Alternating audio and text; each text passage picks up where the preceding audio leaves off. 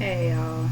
Um, so over the past week, we've had issues in the house with roommate stuff.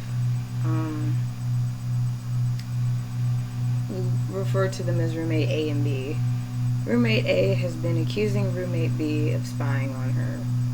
And this came out while roommate B was visiting someone else out of town. So roommate A moved out, and roommate B came back a few days later when roommate A was in the process of getting out their stuff, and I got the two of them together and they talked about it, and just a whole bunch of that stuff and a whole bunch of other crazy stuff came out. And then over the course of those past few days since that happened, more crazy shit came out. And yesterday or day before yesterday, roommate A came back, and she had locked herself out of the room. So instead of doing all the things that would have made sense to do, she kicked the door in and scared roommate B, because we've been broken into before. And I mean, that was before roommate B got here, but she thought we were being broken into again. So that was highly disturbing and inappropriate. So we decided that roommate A had to leave, because now she's not only accusing people of spying on her, but she's also done property damage. And at some point it came out that roommate A has also accused a prior roommate before my time here of spying on her as well. So this is like an ongoing problem that roommate A has.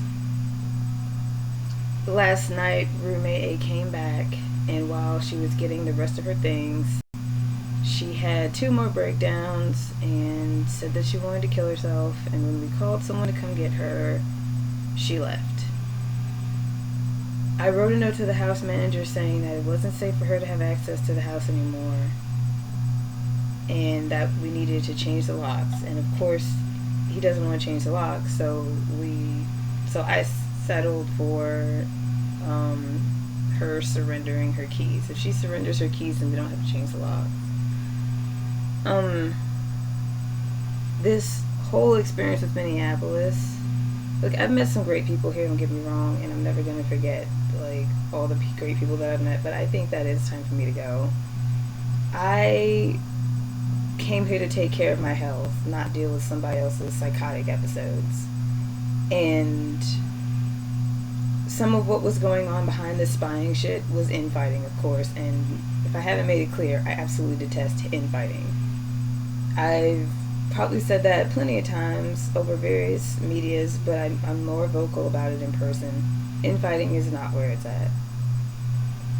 So, of course, I can't leave immediately because of my financial situation, but I do plan on getting out of here between January and March. And it's unfortunate because this place could really have been like what we wanted it to be, as the Gay Skull Armory. And even if not that, I wanted the house to be clean and people to like live comfortably and not in a dust bowl pigsty like it was when I got here.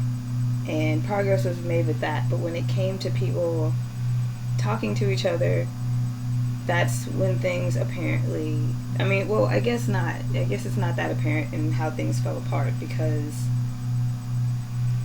we were talking to each other and things seemed good, but it turned out this whole time roommate A didn't like roommate B, and there's no explanation behind why that is, but all we know now is that roommate A believes that roommate B is spying on her because of something having to do with some kind of attraction or something, and somebody being rejected, which is all totally fabricated. Roommate A admits that it's nonsensical and that she's done this before and it was nonsensical at that time, so why this is happening again, we're not sure. But I was more willing to work through the spying thing as long as roommate B was okay with it, because she was the one being accused. but I'm not willing to work with property damage. And the inconsideration behind why it happened, like, you could have waited until the house manager came back. You could have, like, called someone for help. You could have just sat and waited until somebody, like, could have come to help you. But no, your resolve was to kick the door in, and that's not okay. It's not kosher, as they say. I don't know who or what I can trust in the situation, because it turns out another person that I have a problem with also has a key and still has access to the house, even though she doesn't live here anymore. It's doubtful that she would do anything unscrupulous with her house access, but I don't have a reason to trust her. And I don't know how close she is with roommate A at this point, with everything that's come out so far, because she has been informed. I don't know what's going on with that, but I don't want this. When it comes to a place to live, I want a safe, secure place to lay my head. Even if people aren't getting along, they're at least talking to each other. And I don't want people having fucking episodes and thinking it's okay to kick doors in and shit. That's not what I want at all. And the house manager is, he's pissed off about this. He's been uninformed about most of it because it's been happening between us. So I understand how he's pissed off, but I feel like there is a disregard for our safety, because he's still trying to be friends with ex-roommate A. And, like, despite our feelings and what's been happening amongst us. So there's no empathy there.